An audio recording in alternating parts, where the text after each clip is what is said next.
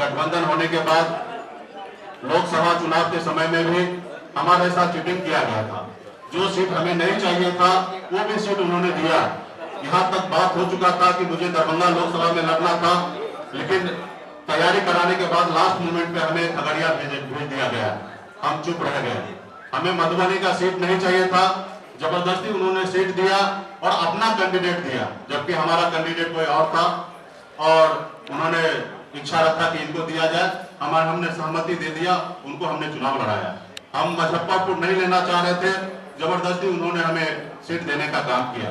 उसके बावजूद भी हम महागठबंधन में बने रहे और साथ आगे बढ़ने का हमने निर्णय लिया था, उसको हम दोहराते रहे। उसके बाद आपने देखा परिणाम अच्छा नहीं रहा। उसके बाद हमारे जो मधुबनी लोकसभा क्षेत्र में जो चुनाव लड़े थे बद्री पूर्वे जी, उनको राष्ट्रीय जनता दल ने अपने पार्टी में ज्वाइन करा लिया। आप कह सकते हैं कि एक गठबंधन में साथी रहने वाले लोग और उनके पार्टी तोड़ के अपने पार्टी में ज्वाइन करा लेना कहां तक सही है। उसके बाद भी हमने चुप रहा। सिमरी बख्तियारपुर में उपचुनाव की बारी आया और पहले से बात हो चुका था कि सब पार्टी एक एक सीट लड़ेंगे, क्योंकि ये एनडीए का सिटिंग सीट था, इसलिए हम सब मिलकर लड़ेंगे और मजबूती से जीत हासिल करेंगे। और सब आदमी अपने अपने अनुकूल तैयारी कर रहे थे। उसके बाद लास्ट मोमेंट पे उनके तरफ से आदेश आता है कि आप हमें समर्थन दीजिए, हम चारों जगह हम खुद लड़ेंगे और आपका समर्थन मिलना चाहिए।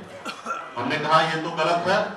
अगर यही आपको लड़ना रहता तो 2 महीना पहले हमें बता देते तो शायद हम समझ लेते। लेकिन हम जब तैयारी में उतर गए और अपने लोगों को बोल दिए कि आपको ये सीट दे रहे हैं, जबकि खगड़िया लोकसभा क्षेत्र में ही सिमरी बख्तियारपुर आता है, तो हमने वहां पे चुनाव लड़ने का निर्णय किया। और मैंने उनको बता दिया कि सनत मल्ला किसी के पीछे चलने वाला नहीं है। अपने कंडीशन से बिहार में अपने समाज हक अधिकार के लिए लड़ाई लड़ने के लिए खड़ा है और किसी पार्टी के पीछे चलने वाला नहीं है। हमने उनसे एक सीट पर उनसे हमने कंप्रोमाइज नहीं किया और हमने अपनी ताकत दिखाने का निर्णय ले लिया और हम वहां पे चुनाव लड़े और अकेले 1 साल पुराना पार्टी 15% वोट लाया, 26,000 वोट हमने लाया। और वहां पे उन्होंने देखा कि मेरे 26,000 वोट लाने से, अति पिछड़ा समाज हमारे साथ आने से वहां पे एनडीए का पूरी तरीके से 15,000 से हार होता, वहां पे राष्ट्रीय जनता दल को जीत होता है। और वहीं से उन्होंने एक षड्यंत्र रचने का कोशिश किया कि इनके पास एक वोट बैंक है और ये इनके साथ है, और उन्होंने समय रहते हुए साथ आए, सारा चीज किए और उन्होंने निर्णय ले लिया था कि इनको समय आने पर हम उनको धोखा देंगे। आज हम लोगों ने हर जगह पे, आपको पता होगा कि ब्लैंकली जितना उनके परिवार के लोग उनको सपोर्ट नहीं करते होंगे, उससे ज्यादा सनत मल्ला उनको हमेशा सपोर्ट किया सीएम के लिए। मुझे मालूम है कि उस जगह पे वो नहीं बोल सकता, उसके बावजूद भी जब भी उन्होंने हमें बड़ा भाई कहा तब ने हमने उसको छोटा भाई मानने का काम किया और मैंने सोचा कि मैं अपने उंगली पकड़ के इनको सीएम के रास्ते पे लेके जाऊंगा। आपने कल भी देखा संबोधित में उन्होंने बड़ा भाई का जिक्र किया था और मैंने भी छोटा भाई समझ के उनको उंगली पकड़ के आगे बढ़ाने का निर्णय ले लिया था कि बिहार में इनको हम आगे पहुंचाएंगे। और उनके मन में तो कुछ और ही चल रहा था कि सबसे बड़ी बात है कि आप सबको भी पता है कि उसको बिहार के युवा से मतलब नहीं है, हर युवा से डरता है। आप देखिए कन्हैया जी उस समय में लोकसभा में एक सीट पे गठबंधन कर लेते, वो सांसद बन जाते तो उनको समस्या नजर आया। वही चिराग जी हो या मुकेश सहनी हो, हर किसी से उसकी समस्या, उनको तो अपने भाई से समस्या है, उनको अपने भाई को आगे नहीं बढ़ाना चाह रहे हैं। कल आप लोगों ने टीवी पे देखा कि उन्होंने चक्कर आके गिर गया, ऐसी कुछ बात नहीं है। वो कल नाराजगी व्यक्त कर दिए थे कि हमें कुछ सीट चाहिए और हमारे लोगों को लड़ाना है, वो सहमति नहीं बन पा रहा था, उन्होंने बैकआउट किया कि हम किसी में नहीं जाएंगे और इस तरीके का तबियत खराब होने का बहाना किया गया। फिर बाद में मान मनोबल किया गया और फिर उनको साथ में लाया गया। सच्चाई ये था, क्योंकि मैं कल 12:30 बजे से 10 नंबर बंगले पे ही था और मैंने देखा, जब मैं गया था तभी मैंने देखा हम तेज प्रताप जी से मिले। उसके बाद जब सहमति बन गया तो लास्ट में भी जब तेज प्रताप जी आए तो उनसे हमने मिला। अब बहुत व्यवहारिक लोग हैं तेज प्रताप जी, लेकिन वो अपने भाई को जब पीछे रखने का कोशिश कर रहा तो भला अति पिछड़ा का बेटा, मल्ला का बेटा, वो कैसे आगे लाएंगे। आज वो देख रहे हैं कि बिहार में अति पिछड़ा का बढ़ते हुए सितारा सनत मल्ला है। कल अगर ये अपने पैर में जमा लेंगे तो हमें आने वाले समय में राजनीति करना बहुत कठिन हो जाएगा। और इसलिए उन्होंने साथ रखते 2 दिन पहले, कल से 2 दिन पहले जब मैं फिर 10 नंबर में गया था, बहुत सारी बातें हुआ, उन्होंने खुद बोला कि आप कहां से चुनाव लड़ रहे हैं, चुनाव नहीं लड़िएगा तो डिप्टी सीएम कैसे बनिएगा। तो हमने बोला कि कहीं से लड़ लेंगे। उसके बाद जब गिनती हो रहा था कि 65 सीट कांग्रेस को देना है, वाम दल को 27 सीट देना है, 3 सीट हम झारखंड मुक्ति मोर्चा को देना है, 25 सीट आपको देना है, फिर हमारे पास बचेगा कितना है। तो हमने कहा आधा सीट बच रहा है, 123 सीट बच रहा है, काफी है। पिछली बार तो आप 100 सीट में लड़े थे। जब ये सारी बातें 2 दिन पूर्व में ही उनके आवाज पे हो गया था, उसके बावजूद भी वो मुझे अंधेरे में रखने का कोशिश किया। आपने देखा कि जीतन राम मांझी जी ने दलित का बेटा सिर्फ एक छोटा सा डिमांड रखा था कोऑर्डिनेशन कमेटी कि जो भी बात हो सबके बीच में बात हो। उनके मन में पहले से ही था कि हमें लोगों को चीटिंग करना है और 1 to 1 बात करना है। तो वहां पे 1 to 1 बात करेंगे तो निश्चित तौर पर कभी भी किसी को झुठला देंगे। तो जीतन राम मांझी को बात नहीं मान के किस तरीके से उसको बेइज्जत करके बाहर निकाला गया, किस तरीके से उपेंद्र कुशवाहा जी जब केंद्र में मिनिस्टर थे, एनडीए के साथ थे, उनके साथ संबंध करके 5 लोकसभा देने के बाद उनको अपने घर में लाने के बाद उनको किस तरीके से पिछड़ा के बेटा को धक्का मार के बाहर निकाला गया, आप लोग से छुपा हुआ चीज नहीं है। और कहीं ना कहीं मेरे साथ भी वो इसी तरीके से षड्यंत्र रचने का उन्होंने काम करने लगा था। आज कहीं ना कहीं आपने देखा कि सिमरी बख्तियारपुर में मेरे पास जो ताकत था उसको लेकर वो समझ रहा था कि इनको लास्ट मोमेंट पे अपने कंडीशन पे, कल भी उन्होंने प्रेस कॉन्फ्रेंस में कहा कि हमारे पास 144 सीट में हम वीआईपी पार्टी को एडजस्ट करेंगे और झारखंड मुक्ति मोर्चा को एडजस्ट करेंगे। मतलब क्लियर था कि आप हमें सीट लेना चाहते हैं। जब 2 दिन पहले जो गठबंधन में साथी आए, माले या सीपीआई सीपीएम, उनको आप नंबर दे देते हैं। जब कांग्रेस, आपने देखा कि कांग्रेस लास्ट मोमेंट पे 70 सीट उनसे बात वादा करने के बाद 58 सीट की बात करने लगा। जब ऐसे नेशनल पार्टी के साथ चीटिंग करने के लिए वो मन बना सकता है तो हमारे जैसे छोटे पार्टी पिछड़ा के बेटा के साथ क्यों नहीं बना सकता है। जब उन्होंने कांग्रेस पार्टी ने एक्शन लेने का कोशिश किया तब उनके सामने में झुका। उनको मालूम है कि मुकेश सिंह अगर एक्शन लेता है तो इसका परिणाम, इसका फल मुझे बेनिफिट भी मिलने नजर आएगा। तो वो उनके सामने में झुका। आपको मैं बता दूं 2019 में कांग्रेस पार्टी से गठबंधन टूट चुका था, 11 सीट से 9 सीट हो चुका था और गठबंधन कहीं ना कहीं टूट चुका था। मैं वहां पे दिल्ली में रहकर मैंने दोनों तरफ बीच बचाव करके मैंने गठबंधन बरकरार रखने का काम किया था 2019 में। आप उपेंद्र कुशवाहा जी से बात कर सकते हैं या सत्य सिंह गोयल से बात कर सकते हैं, उसमें मेरा सबसे बड़ा अहम रोल था। अभी भी जब आपस में लड़ाई हो रहा था तो तेजस्वी यादव प्रसाद जी हमको फोन करके कहते हैं कि आप कांग्रेस को टाइट कीजिए। हमारे प्रवक्ता भी आपने देखा होगा कि थोड़ा नसीहत दे दिया कांग्रेस पार्टी की तरफ से। वो तो कोशिश कर रहा था कि मेरे मुंह से बुलाने का कोशिश कर रहा था, लेकिन हमने नहीं बोला। हम आनंद फानंद में दिल्ली भाग के गए। उससे पहले हम गए थे, हमने अहमद पटेल साहब से मिला, उनको सारी बात हमने रखा था। उसके बाद 2 दिन के बाद फिर से हम दिल्ली जाते हैं और फिर से हम गोयल जी से मिलकर उनको बताते हैं कि अगर 2-4 सीट की बात है तो हमसे ले लीजिए, लेकिन गठबंधन मत तोड़िए, क्योंकि हम लोगों को आगे बढ़ना है। 2024 में भी आप लोगों को राजनीति करना है, आगे बढ़ना है। आपने देखा कि हमने जब एयरपोर्ट पे आया था, मैंने थोड़े शब्दों से कहा था कि अगर किसी गठबंधन के साथी को अगर 2-4 सीट चाहिए हमसे ले लीजिए, लेकिन गठबंधन नहीं तोड़ा जाए। हमेशा हम गठबंधन के पक्ष में हम हमेशा खड़ा है। और जब कांग्रेस पार्टी के साथ जो लोग चीटिंग कर सकता है तो भला हमसे क्यों नहीं कर सकता है। तो इसलिए साथियों, कल मैं जब 12:30 बजे बंगला पे पहुंचा, बैठे बहुत तरह का बातें हुआ, लेकिन इस चीजें पे बात नहीं हुआ। जब हम आने लगे तो 4 बजे हमें बैठ के बात होता है कि आपका जो नंबर है वो हम कल घोषणा करेंगे।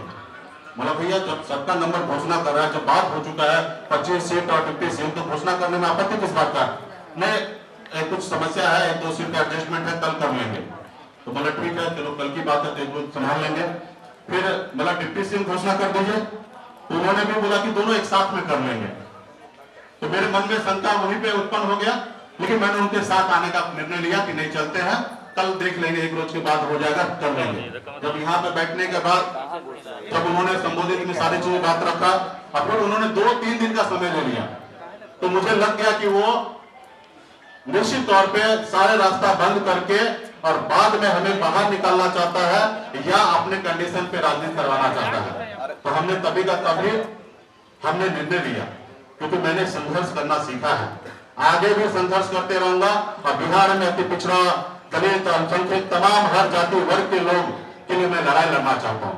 मैंने अपनी जिंदगी में मैंने बहुत कुछ पाया, संघर्ष करके पाया। मेरे पिताजी का विरासत में मुझे ये राजनीति नहीं मिला।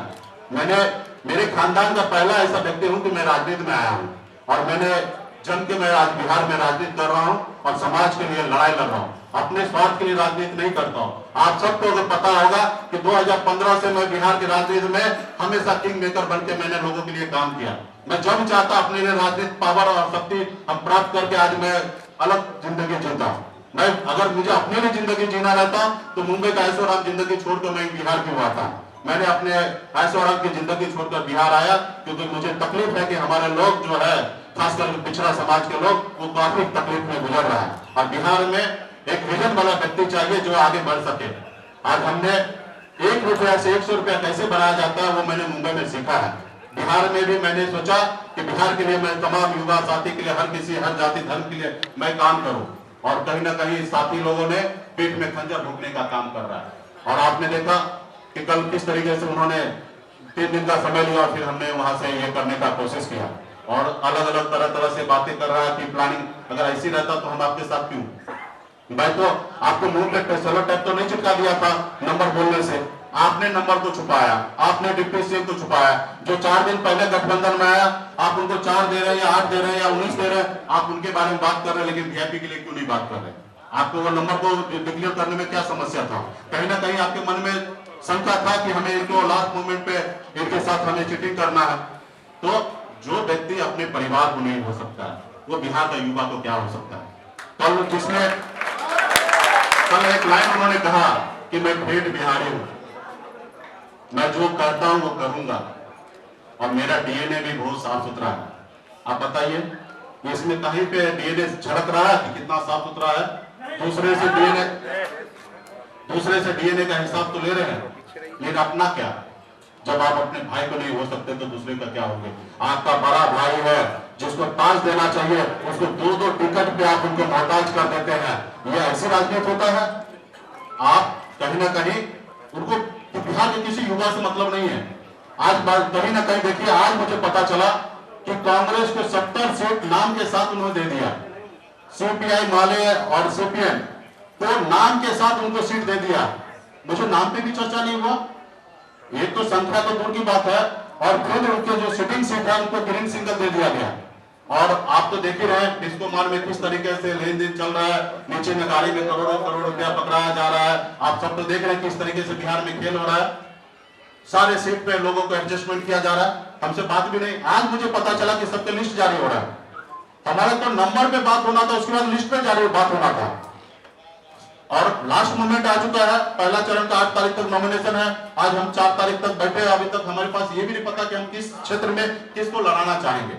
मेरा पहले से मानना था कि हमें जितना भी सीट मिलेगा उसमें से 80% अति पिछड़ा को लड़ाना है और पार्टी के संगठन के लोग को लड़ाना है ताकि हम आगे बढ़ सके। और अच्छी हमने बात भी रखा था 80% अति पिछड़ा को लड़ाना है।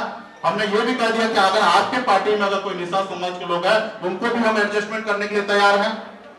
उनके मन में एक शंका है कि चुनाव जीत लेंगे और शायद कम सीट की बात होगा दूसरे पक्ष में भाग जाएंगे। तो भैया आपके साथ तो मुख्यमंत्री भी चले जा चुके हैं और लोग के बीच में तो अपने परिवार में आप अपने धर्मपत्नी के साथ अच्छा व्यवहार नहीं कीजिएगा तो आपकी धर्मपत्नी छोड़ के चला जाएगा तो आपके सहयोगी दल क्यों नहीं छोड़ के जाएगा। हमने वहां पे भी उसको बोला, गारंटी दिया कि अगर आपको इस चीज का अगर डर है तो आप एक नाम बताइए किसको हम अपनी पार्टी का राष्ट्रीय अध्यक्ष बना दें। हमने शक्ति सिंह गोयल जी को भी बताया, सिर्फ एक आदमी को नहीं बोला, उनको भी भरोसे में लिया कि अगर आपको लगता है कि कल मैं आपके साथ चीटिंग कर सकता हूं तो आप एक नाम बताइए। राहुल जी जिनको भी नाम अगर मेरे को बोल देंगे उन राहुल जी पे मैं भरोसा करूंगा और अपनी पार्टी का राष्ट्रीय अध्यक्ष उनको बना दूंगा। जब पार्टी का राष्ट्रीय अध्यक्ष वो होंगे तो निर्णय वो लेंगे, हम नहीं लेंगे। तो हमने इतना जब साथी के लिए कुर्बानी देने के लिए मैंने निर्णय ले लिया फिर इट बट क्या। तो आज कहीं ना कहीं बिहार में निषाद समाज के साथ धोखा किया गया, पीठ में खंजर भोंकने का काम किया गया और कहीं ना कहीं जो समस्या उन्होंने खड़ा किया है इसके लिए बिहार के तमाम अति पिछड़ा समाज हर बुद्धिजीवी लोग युवा साथी ये चीज समझेंगे और आने वाले समय में 2020 में उनको बताने का काम करेंगे कि बिहार के लोग उनके पीछे नहीं है। विरासत में आपको दौलत मिल सकता है लेकिन राजनीति नहीं मिलना चाहिए। जिसमें दम होगा वो बिहार के कुर्सी पर बैठेगा, मेरा ये मानना है।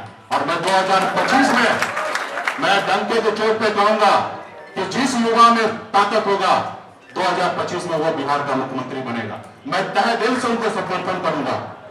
लेकिन ऐसे लोगों को नहीं जो अपने लिए, अपने परिवार के लिए सोचता है, समाज के लिए नहीं सोचता है। तो इसलिए